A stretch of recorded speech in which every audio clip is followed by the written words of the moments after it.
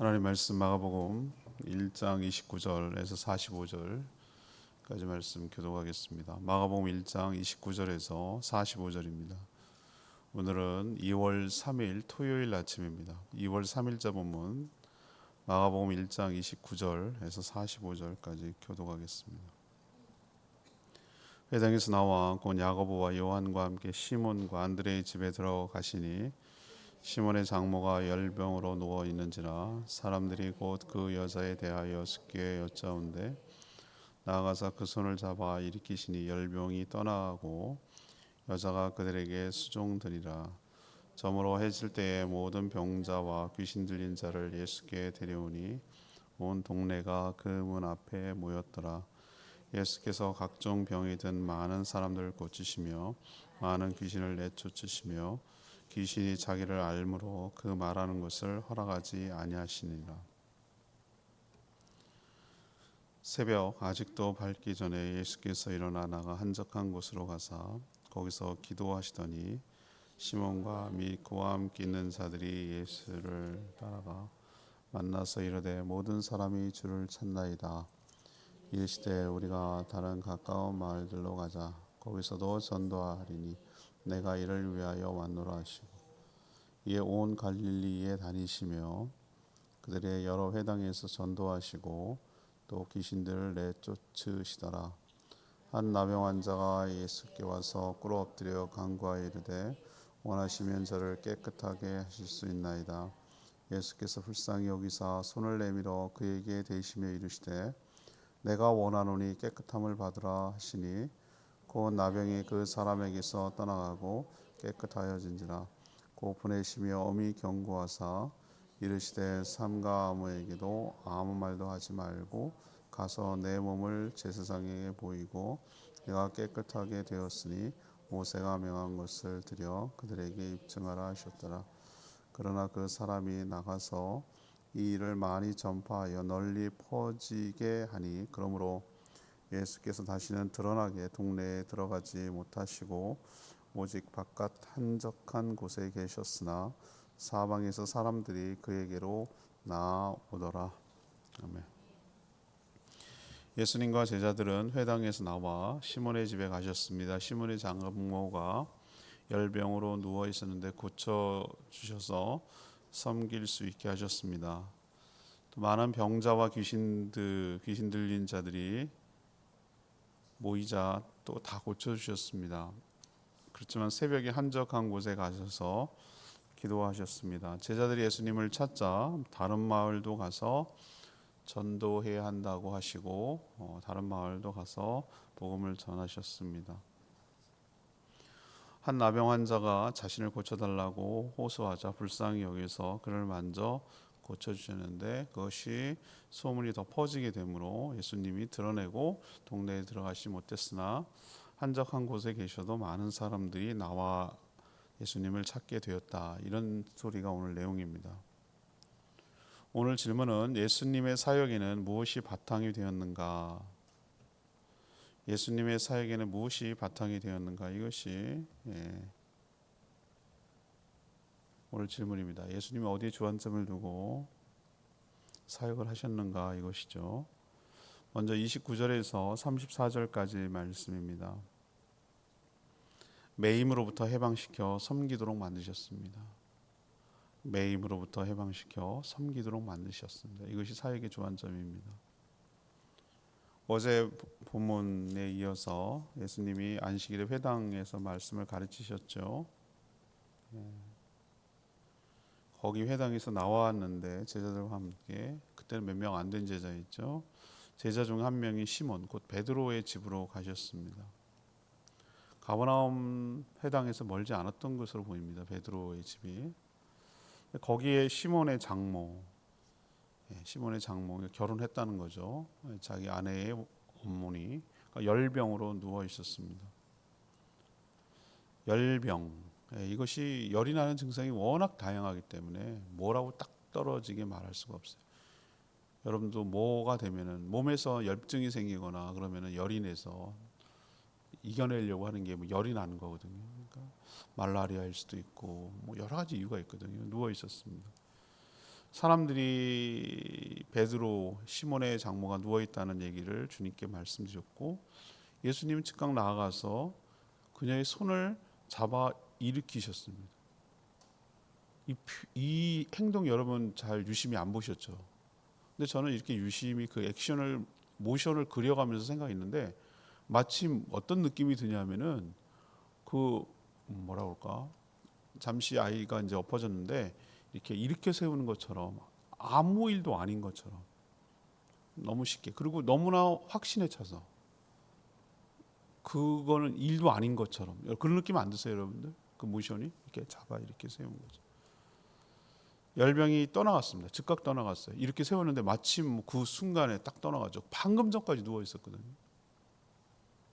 제가 아는 선교사님은 태국에서 그 모기로 전염 댕기열 걸렸는데 치료 타이밍을 놓쳐가지고 결국 돌아가셨어요. 열림하고 그러더니 좀 안타깝게 돌아가셨어요. 모기가 그렇게 무섭습니다. 근데 제가 여기에 차관을 둔 건 어디에 포인트를 놓냐면은 열병이 떠나가자 그 장모 그녀가 어떻게 했다는 겁니까? 그 오신 분들 그러니까 뭐 자기 사위도 되고 사위의 스승인 예수님도 되고 그의 동료들도 되고 또 뭐 같은 어부도 되고 예수님과 따라온 일행들을 뭐 했다? 섬기기 시작했다는 거예요. 이게 핵심 동사예요. 또 날이 저물자 사람들이 모든 병자와 귀신 들린 자를 예수님께 데려오기 시작했어요. 아마도 안식일 규정 때문에 멀리서 이동하는 것도 일이거든요. 그래서 그 사람들 유대인들의 시간법은 해 질 때부터 시작돼서 해 질 때까지 하루로 봤거든요. 그래서 아마 해가 지면은 안식일이 풀리니까 그때 사람들이 몰려서 막 온 것으로 보입니다. 이미 낮에 가버나움 회당에서 권위 있는 새로운 교훈을 또 가르쳤고 그 현장에서 귀신 들린 자를 고쳐주신 것이 얼마나 갈급하고 그랬으면 소문이 빨리 퍼졌겠어요. 그때 무슨 핸드폰이 있겠어요, 무슨 뭐가 있겠어요. 그런데도 참 입소문이란 게 얼마나 무서운지 몰라요. 진짜 빨라요. 빨리 쫙 퍼져나가는 거죠. 근데 온 사람들 예수님이 각종 병 들고 귀신 들린 사람들을 다 고쳐주고 귀신을 내쫓으셨어요. 한두 명이 아니었을 거라고 저는 봐요. 우리가 병원에 가서 의사들 3분 진료라고 하잖아요. 3분 진료. 저도 가끔 이비인후과 가고 그런데 와 이런 식으로 돈 벌면 떼서 벌겠다. 여러분 그런 생각 안 드세요? 와 환자가 미어 터져요. 집단으로 앉으세요. 그러고 하나씩 불러가지고 제가 보니까 한 사람당 한 3분? 하나 미어 터져. 다 보험 수가 어쩌고 그래도 그 사람들 다 이 돈을 쓸 시간이 없겠구나. 이런 생각이 들기도 해요. 전 별 생각을 다 하는데 고쳐준 걸 감사해야 되는데 그런 생각이 안 들고 이래서 의사 하려고 그러나 이런 생각도 하고 하여튼 그렇습니다. 3분 진료만 한다 치자 이거예요. 3분 진료. 그러면은 그래도 사람이 저녁이잖아요. 저녁. 그 수많은 사람들을 다 고쳐주셨어요. 다 치료해 주셨어요. 왜 그럴까? 38절에 보니까 내가 이 일을 위해서 왔노라 이런 표현을 썼어요. 내가 이 일을 위해서 왔다 그랬어요. 하나님 나라를 전파하고 전도하는 게 뭡니까? 뭘 도대체 복음이라고 말하고 왜 기쁜 소식이라고 말하는 것이죠? 예수 믿고 천국 가는 거? 이것도 귀한 거예요. 천국 안 가면 어떡할 거예요? 그런데 여러분 천국은 죽어서 가는 게 아니에요. 하나님 나라는 죽어서 천국 갈게 이게 하나님 나라가 본질이 아니에요. 천국은 하나님 나라는 모든 매임에서 해방되는 것인 줄 믿습니다. 이게 본질이에요. 그래서 예수님께서 첫 성이 뭡니까? 첫 번째 말한 게 하나님 나라가 가까이 왔다. 너희가 회개하고 복음을 듣고 믿으라 그러잖아요. 그죠? 예수님이 왔으니까 가까이 온 거예요. 그리고 그것의 효력이 나타나기 시작하는 거예요. 우리도 약을 먹으면 열이 떨어지듯이 하나님 나라에 가까워서 예수님께서 나라 가까웠을 때 어떤 일이 벌어지는가, 하나님 예수 그리스도께서 통치하실 때 어떤 일이 벌어지는가를 보여주는 거예요. 지금 그래서 시몬의 장모는 샘플이고 그 나머지도 이런 일들이 유사하게 그날 밤에 계속 있었다는 얘기잖아요. 그죠? 그게 뭡니까? 사람을 얽어매고 있고 사람의 발목을 잡고 있고 사람을 제약하고 있고 사람을 가두고 있는, 자유롭지 못하게 하는 그 어떤 것이 됐든 간에 그것으로부터 해방시켜 자유를 주는 것이 예수 그리스도의 목적인 줄로 압니다. 그래서 그게 질병이 됐든 그게 귀신이 됐든 그게 가난이 됐든 그게 배고픔이건 그게 정치적인 여러 가지 억압이건 무엇이든지 간에 거기로부터 해방시켜 자유를 주는 것에 끝나는 게 아니라 주님을 섬기고 다른 지체들을 섬기고 다른 사람을 섬기는 사람으로 바꾸는 것이 예수 그리스도의 목적인 줄로 믿습니다. 그렇다면 우리도 그렇게 살아야 되는 것이에요. 그리고 그런 방향으로 나가야 되는 것이에요. 우리가 어떻게 살아가야 되느냐고요? 삶의 한 자리라도, 그 찬양 있잖아요. 삶의 한 자리라도 주님을 닮기 원하네. 그 찬양 여러분 기억나세요? 맞아요. 우리 어떻게 예수님을 똑같이 할 수 있겠어요? 그렇지만 우리가 예수님을 믿는다는 것, 그리고 예수님의 은혜로 구원받았다는 것은 예수님의 모습을 계속 닮아가고 싶고 예수님이 하는 것처럼 우리도 살아가는 것이 바로 예수님을 믿는 것이고 예수님을 닮아가는 것인 줄 믿습니다. 그렇다면 뭐 어떻게 살아야 되겠어요? 해방, 자유, 섬김으로 이어지도록 해야 되는 거예요. 무엇이든지 매여 있는 것로부터 사람을 해방시켜야 돼요. 제일 큰 건 사단의 권세로부터, 죽음의 권세로부터 매여 있는 사람을 예수 그리스도를 믿게 함으로 그 사단의 권세에서 풀어줘야죠. 해방시켜줘야죠. 그리고 가난한 사람 도와줘야 되고 질병 있는 사람은 하나님께 간구하고 기도함으로 그 질병에서 해방되게 해야 되고 무엇이든지 사람을 얽매게 하는 그 죄의 밑바탕에는 죄가 이렇게 탁 또아리를 틀고 있어서 억압하는 것인데 그 죄로부터 해방, 죄의 결과인 사망으로부터 해방, 사단의 권세로부터 해방, 그래서 다른 사람을 섬기고 주를 섬기고 하나님을 섬기는 사람으로 바꿔내는 사역을 감당하는 것이 저희가 되어야 될 줄 믿습니다. 어저께 제가 설날 돈도 없지만 설날 선물 신청했어요. 제가 선배님, 제 1년 선배님 논산 발그레 협동조합, 거긴 100% 다 장애인만 고용하는 특별한 기업체예요. 다 발달장애인이에요. 걔네들이 어디 가서 정상적으로 일을 할 수 있겠어요? 다 고용했어요. 고용해가지고 비누 만들고 수세미 만들고 뭐 여러 가지 뭐 만들고 이런 것들을 만드는 기업이에요. 제가 그 가치 때문에 거기에다가 선물 사준 거예요. 고맙다고 저한테 인사가 왔더라고. 그때는 대학교 다닐 때는 그렇게 날 뭐라고 아주 그냥 선배 노릇하더니 지금 목사님이라고 깍듯해요 아주. 그런데 제가 선배님 같은 분이 세상에 더 많았으면 좋겠어요. 딱 1년 선배거든요. 그럼 뭐라고 그러냐면은 존경합니다. 더 나은 가치를 위해서, 더 나은 세상을 위해서 헌신하는 모습에 제가 감동이 되고 도전을 받습니다. 그래서 사준 건데 이렇게라도 도와드릴 수 있어서 제가 기쁘고 감사합니다. 이런 마음을 제가 표현했어요. 맞아요. 우리는 어디에다가 차관을 두고 살아야 되냐면은 해방시키는데, 자유를 주는데, 사람 살게 만드는데, 더 행복하게 만드는데, 이런 일에 우리가 마음을 쏟고 관심을 갖고 헌신할 때 주님께서 기뻐하시리라 믿습니다. 그게 예수님의 사역이에요. 두 번째는 35절에 35절에 39절까지 기도를 통해서 자신의 정체성을 확인하셨어요. 사람들은 안식일에 일을 하면 안 된다는 생각을 가졌기 때문에 아마 안식일이 끝나는 시점인 해가 질 때 각종 병자 그리고 귀신 들리는 자들을 예수님께 데려온 것으로 추측이 됩니다. 예수님 아마 그 밀려 들어오는 수많은 환자와 귀신 들린 자를 늦은 밤까지 고쳐주셨을 거로 추정을 해요. 여러분 충분히 예상이 되죠? 여러분 성경을 읽을 때 여러분 상상을 좀 해요. 나는 거기 현장에 있는 거예요. 저는 막 그 영화 속에 들어가서 거기 엑스트라처럼 뭐 그렇게 막 저는 거기 막 상상을 해가면서 성경을 읽어요. 아마 그렇겠죠. 여기 그 그림이 그려지잖아요. 그런데 놀랍게도 새벽 날이 밝기도 전에, 그러니까 동이 터서 환히 오기도 전에, 그러니까 좀 이렇게 어스름한 그런 때를 말하는 거겠죠. 한적한 곳으로 나가셨어요. 몇 시간 못 잤어요? 그렇겠죠? 밤늦게까지 했으니까 몇 시간 못 잤을 거 아니에요. 가셨어요. 제자들은 주님을 찾았어요. 하도 수요가 많으니까 밤낮이 안 가리고 예수님 찾는 사람이 많으니까. 그런데 예수님은 가버나움에만 머물 것이 아니라 다른 가까운 마을들도 가서 전도하자 이렇게 말씀하시는 거예요. 여기만 내가 머물 게 아니고 여기 내가 센터 차려놓고 사람들 오라 그래, 손님들 오라 그래, 이런 개념이 아니었어요. 찾아가는 것이었어요. 전 이 말이 은혜가 되대요. 우리가 하나님을 찾는다고요? 천만의 말씀이에요. 하나님이 우리를 찾아오시는 거예요. 그래서 우리가 예수 믿게 되고 우리 고침받는 거예요. 아니 병자가 찾아갔잖아요. 예수님이 이 땅에 오셨기 때문에 그런 일이 벌어지는 거예요. 그리고 그것도 못 오는 사람도 있잖아. 너무 아프고 너무 힘들고 너무 매여가지고 못 오는 사람 가야지. 예수님이 찾아가신다고요. 옛날에는 왕진이라는 게 있어요. 여러분 상상 그거 아는 왕진이라는 게 있었어요. 요즘 의사 왕진하는 사람 없어요.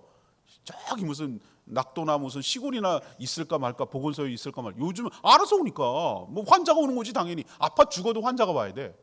의사가 가는 법은 없어. 그러나 진짜로 잘 생각해 보세요. 아픈 환자가 어떻게 움직여? 의사가 가야지. 예수님이 그걸 지금 하시는 거예요. 왜 이 마을만 혜택이 있냐? 옆 마을도 가고 여러 매여 있는 사람이 여기만 있겠냐? 그 매여 있는 사람은 움직이지도 못하는데 어떻게 오겠냐? 옆 마을도 가자는 거예요. 그리고 유명한 말씀을 하세요. 38절에 내가 이를 위하여 왔노라. 내가 이를 위하여 왔노라. 저는 이 말이 밑줄을 쫙쫙쫙쫙 여러 번 꺼야 된다고 생각하는 거예요. 내가 이것 때문에, 이 일이 뭐예요? 옆 마을도 가고 이 마을도 가고 이 마을도 가서 복음을 전하고 전도하기 위해서 내가 여기에 왔다 이거잖아요. 이 땅에 왔다는 거잖아요. 더 정확하게 말하면 하늘에서 버리고 이 땅에 오셨다는 거죠. 이게 여기서 이 말에서 저는 자신이 누구인지를 정확하게 아는 자기 정체성이 분명하다는 거예요. 내가 누군지를 아는 정체성이 분명하다는 얘기예요. 내가 누구고 내가 왜 이 땅에 왔는지를 정확하게 알고 계셨다는 거예요. 근데 이게 어디에 바탕이 됐다고 보세요? 새벽 미명에 기도하시는 것을 통해서 재확인하고 또 재확인하고 확증하고 그렇게 했다는 거예요. 여러분, 정체성이 분명해야 인생을 허투루 살지 않게 될 줄 믿습니다. 왜 사람들이 인생을 방황하고 이건가 저건가 왜 그러죠? 자기 정체성이 없으니까. 내가 왜 뭔지 내가 누군지 모르니까. 내가 누군지를 모르니까 뭘 해야 될지 모르는 거예요. 이쪽 집적 저쪽 집적 이건가 저건가 인생을 방황하고 시간만 허송세월하는 거예요. 자기가 누군지 내가 왜 여기에 왔는지를 분명히 아는 사람은 허투루 살지 않아요. 그 길로 가는 거예요. 그것 때문에 왔다고 분명하게 인식하니까. 저는 확신해요. 하나님께서 제주 복음화를 위해서 이 땅에 보내셨다고 확신해요. 허투루 살지 않아요. 그게 도움이 된다 그러면은 무엇이든지 섬기고 도와요. 우리 교회만 국한하지 않아요. 어떤 사람은 교회만. 아니요. 하나님 나는 그렇게 협소하지 않아요. 나를 필요로 하고 그게 제주 복음화를 위해서 하나님 나라 확장을 위해서 필요로 한다는 것이라면 기꺼이 또 할 수 있는 일이라면 기꺼이 헌신하고 돕고 하는 것이 그게 바로 이 일을 위하여 이 땅에 왔다는 예수님과 일맥상통하는 거라고 좀 믿었어요. 여러분도 마찬가지라고 생각해요. 근데 기도하지 않으면 많은 일부터 하게 돼서 자기 정체성을 잃어버리고 번아웃돼요. 그래서 기도가 필요한 거예요. 기도를 통해서 내가 누구지? 내가 뭐 때문에 여기 왔지? 내가 지금 이 일을 왜 하는 거지? 이거를 확신을 가져야 누가 뭐라 그래도 흔들리지 않고 누가 뭐라 그래도 힘이 생겨요. 에너지가 생긴다고. 근데 그게 없으면 나한테 인정 안 해주고 나한테 보상이 안 해주고 나한테 칭찬 안 해주고 나 안 해주면 못해요. 그 사람은 뭐 때문에 하기 때문에 그런 보상과 칭찬과 뭐 이런 이익과 이런 것 때문에 그 일을 한 거기 때문에 자기 정체성 때문에 이 한 게 아니고 그런 것을 얻기 위해서 한 거니까. 근데 정체성이 분명한 사람은 그런 거 없어도 돼요. 당장 효과가 안 나타나도 돼요. 그 일을 하라고 여기 보냈다는데 하나님께서 그 일 하면 되는 거지. 여러분도 하나님이 나를 이곳에 보내셨어요. 이 몸된 교회를 세우고 제주 복음화를 위해서 다음 세대를 세우고 이렇게 하라고 하나님께서 여기서 보내셨어요. 이 일을 위하여 내가 왔노라. 이 일을 분명히 여러분도 인식하시고 자기 정체성을 확인하시고 기도를 통해서 정체성에 따라 흔들리지 말고 헷갈리지 말고 혼돈하지 말고 그 정체성에 합당한 사역을 감당하는 저와 여러분 되기를 소망합니다. 세 번째는 뭐냐? 40절 45절 말씀. 사람을 불쌍히 여겨 온전히 회복시켜 주신 거예요. 어느 장소인지는 몰라요. 근데 에피소드가 하나 소개됩니다. 한 나병 환자가 주님을 찾아와 꿇어 엎드려 자신을 고쳐주시기를 간구했어요. 그게 42절에 나오죠.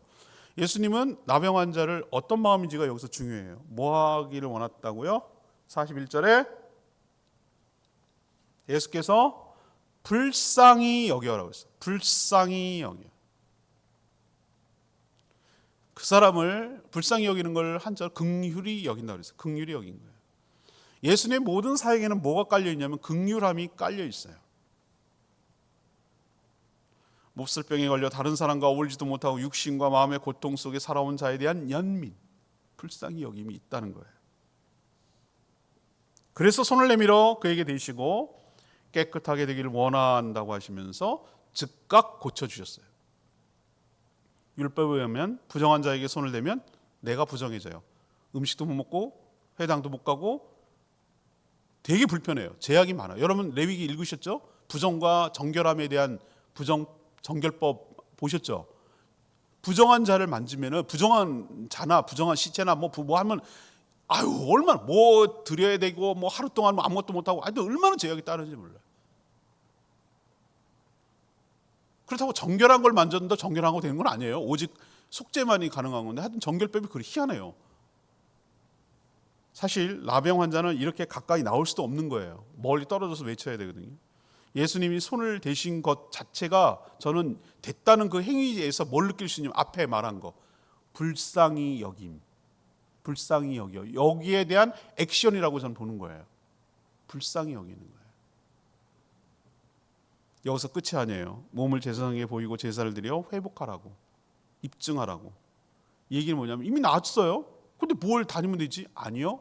당시 사회적 회복과 복귀가 필요해요. 그러려면은 율법의 절차를 밟아 사회적 복귀를 해줘야 돼. 그래야 이 사람이 관계가 회복되고 사람답게 살 수 있잖아요. 병만 나은 게 문제가 아니라 다른 사람과 어울릴 수 있도록 확증을 해줘야 될 거 아니에요.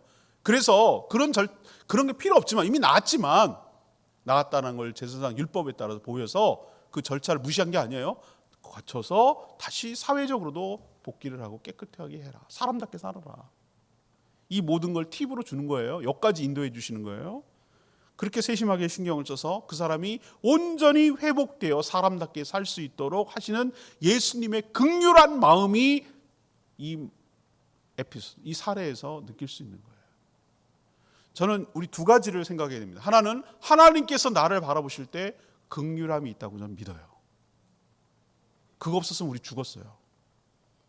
아이고 딱하다, 애쓴다. 하나님 우리를 보고 측은히 여기는 마음, 사랑하는 마음, 불쌍히 여기는 마음, 이런 마음을 갖고 계세요. 그래서 우리가 오늘도 숨쉬고 사는 거예요. 그렇다면 우리도 그런 마음으로 다른 사람을 바라보고 세상을 바라봐야 될 줄로 믿습니다. 그게 주님이 주시는 마음이에요. 나도 그런 은혜를 받았지. 나도. 그래서 길고양이들 맨날 밥 먹으러 오면은 이런 생각이 들어요. 쟤는 비 오는 날 어디서 지낼까? 비는 쫄딱 맞고 어떻게 지낼까? 퇴근할 때 늦은 시간인데도 귀찮아 죽겠는데 또 내가 안 주면 저것들 쫄쫄이 굶겠지 밤새? 이런 생각이 드니까 귀찮아도 어떤 마음이 드는 거예요? 쟤는 안 줘도 할 말이 없지. 내가 줄 의무가 없잖아요. 그래도 그냥 퍼가지고 그냥 한 바가지 보주고 그러고 나오는 이유는 긍휼히 여기는 마음, 불쌍히 여기는 마음, 측은히 여기는 마음, 이런 마음이 있어야 그게 은혜 받은 사람답게 살아가는 것인 줄 믿습니다. 만약에 예수님이 나병 환자를 불쌍히 여기는 마음이 없다면 아니 이게 왜 가까이 오고 그래? 절 멀리 가. 부정타게. 이런 식으로 했다 그러면은 이 사람 병도 못 고쳐주고 마음에 또 하나의 상처가 내고 얼마나 힘들었을까. 근데 그러지 않고 그 사람 얼마나 사람의 손길이 그리웠을까요? 아무도 안 만져. 만지면 자기가 부정하게 되고 병이 옮길 수도 있다는 생각 때문에 안 만져. 아무도 누군가 터치해 주는 사람이 없었을 거야. 사람 취급 안 했을 거야. 저리 가. 막 이상한 사람 취급했을 거야. 예수님이 근데 만져주셨다는 말이 저는 여기에 착안해서 병이 고쳐졌다는 말도 있지만 그 마음의 응어리와 상처와 아픔까지도 해결됐다는 마음이 돼요. 그래서 만져주신 거예요. 그리고 또 하나 사회적으로 회복시키기 위해서 제사장의 그런 것까지 다 친절하게 알려주시는 그 예수님의 세심함과 긍휼의 이 마음이 그게 이 사례에서 잘 투영이 된다고 생각하는 거예요. 여러분도 주님의 긍휼하심을 입는 인생이 되기를 원합니다. 여러분, 그래야 우리 삽니다. 하나님이 나를 불쌍히 여겨줘야 돼요. 저는 기도할 때 하나님, 제가 자주 쓰는 표현이 하나인데, 하나님 저를 불쌍히 여겨 주시옵소서. 저를 긍휼히 여겨 주시옵소서. 이런 말을 제가 기도할 때, 혼자 이제 기도할 때 자주 하더라고요, 제가. 왜? 하나님이 나를 긍휼히 여겨 주지 않으면 어떻게 내가 살겠냐고.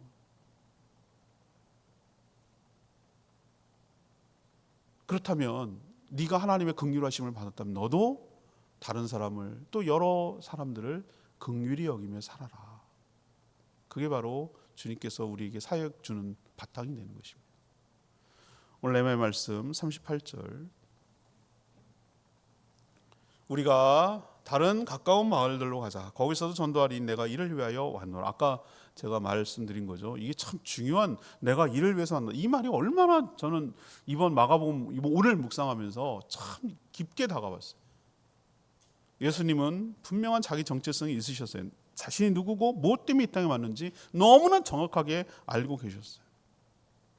자기 정체성이, 자기 정체성이 분명한 사람은 인생을 허비하지 않는다고 제가 말씀드렸어요. 분별하는 거, 판단하는 거 쉬워요. 어렵겠어요, 여러분들? 분별하는 거, 판단하는 거. 내가 뭐 때문에 여기 왔는지를 안다면 뭘 해야 되는지 분별하고 판단하는 거 쉽잖아요. 헷갈리니까 어려운 거예요. 막 이건가 저건가 하니까 헷갈리니까 남이야 그러면 그런가. 그리고 또 하나, 결정하는 것도 쉬워요. 분별하고 판단하고 결정하는 게 쉽다고요. 인생 아주 굉장히 심플하고 단순하게 살아요. 확신에 차서 살아요. 아주 헷갈릴 거 없어. 이게 내가 뭐 때문에 여기 와 있지라는 걸 딱 분명하게 알면은 뭐 이것저것 헷갈릴 거 없어요. 예수님의 전도는 우리가 생각하는 전도지나 물품을 전달하는 게 아니에요. 어떤 면에서 보면 종합 선물 세트 같아요. 모든 것으로부터 해방, 상대의 필요를 채워주셔서 그 얽매이게 한 것에서부터 해방시켜 자유를 주고 다른 사람을 섬기는 인생으로 나아가도록 하는 것, 그게 바로 예수님이 사역 방향이었어요. 이 일을 위해서 왔다 그랬어요. 우리도 예수님처럼 이 일을 위해서 여기 와 있는 거 기억하시고 주님의 손발이 되어 이 일을 돕고 협력하고 함께하는 저와 여러분 되기를 소망합니다. 오늘 말씀 붙들고 기도하기 전에 325장 찬양지 부르고 기도하겠습니다.